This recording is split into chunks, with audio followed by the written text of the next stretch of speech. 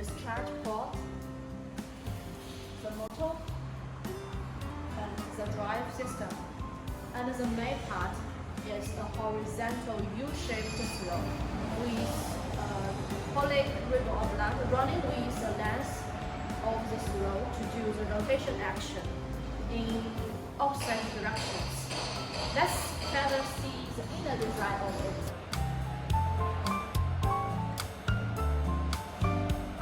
This is the double helical ribbon. As you see in the bottom of the barrel, this is the pneumatic valve for the discharge port. We also supply manual butterfly valve for option. Let's see the cover.